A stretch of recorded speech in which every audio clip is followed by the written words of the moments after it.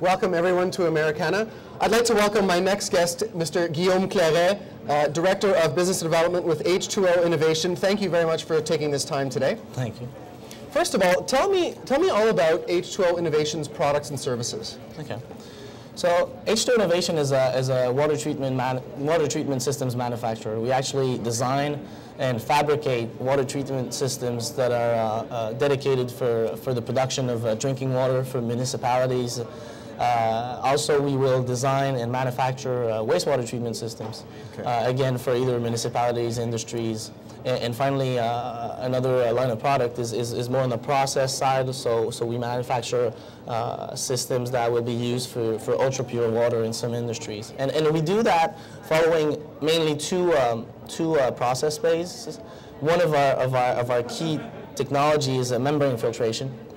And we have a whole team of engineers designing that line of product. Mm-hmm. And the other process that we master is the biological processes mainly for the treatment of wastewater. Wow. So tell me about what some of the main markets are for your company.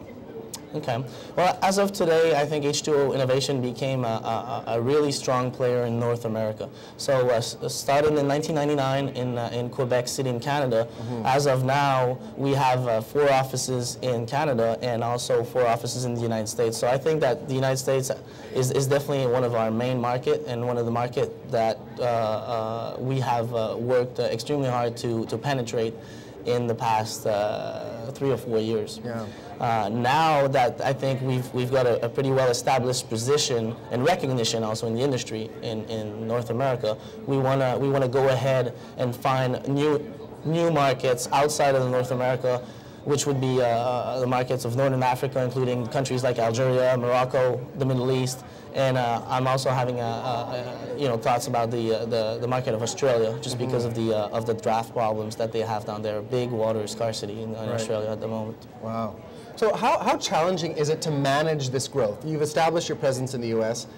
Now how challenging is it to, once you've got sort of world markets on the horizon, how tough is it? It's definitely hard work. There's no questions asked. I think to basically decide on when you actually decide to go international, it's a pretty big decision. There's going to be obviously new realities that you're going to be facing, new challenges. You're going to run into different cultures.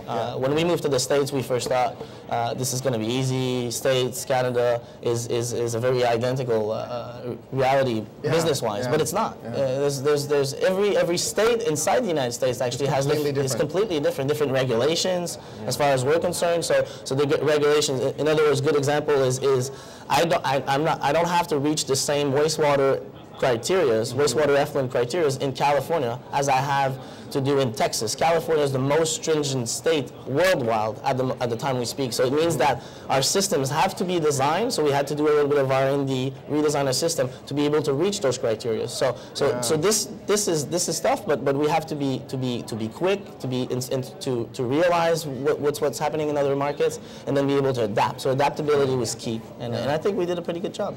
Tell me about some of the help that the Canadian Trade Commissioner Services has provided your company internationally.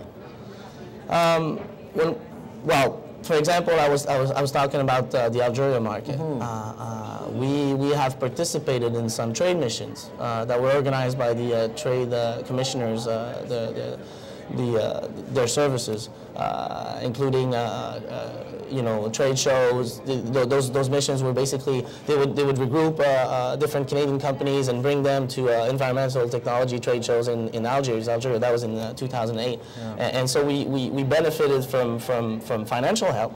And we benefited even more importantly from help from their knowledge of the local market, authorities, regulations. So that was quite important and that saves you a lot of time because you educate yourself on the local realities a lot faster with the help of the trade commissioners. I was just going to build on that because companies often get a lot of help from government organizations, but sometimes it's hard to sort of get a sense for what the value of that help is. For your company, what is the value of that market information? And what is the value of our trade commissioners being able to connect people connect you to the right people? What's the value of it? You said saving time is one. It's saving time, saving money, but I personally value it very, very highly. I think it's going to be different for every company. I think maybe some companies probably have more difficult market, more different market segments that maybe are a little more in a niche, which makes it harder probably for trade commissioners to get familiar with those markets. Yeah. But in our cases, I think the water industry is wide enough that it was basically fairly easy when we first went to a country like Algeria, Morocco, to get in touch with the trade commissioners and ask them, so basically, how is it happening here in Morocco? Who are the main players? Who are the government agencies that will give work to international companies as far as implementing new treatment systems, new desalination plants? Was there any big request for proposals, call for tenders? Who won them? Who are the actors? Who are the players? And typically you get the answers to your questions, just with a conversation with the local trade commissioner. So it's extremely valuable. Extremely valuable. On a final note, a lot of our listeners are likely entrepreneurs who haven't exported yet. Given your experience internationally and in the U.S., what advice would you offer those firms who are at this point still not quite sure about how to go about? That's a very good question, actually. I think two main things. Obviously, there's a lot to consider when you decide to take an international route, international strategy. But the first one would be to take the time to define your strategy. Don't necessarily try to go everywhere at the same time.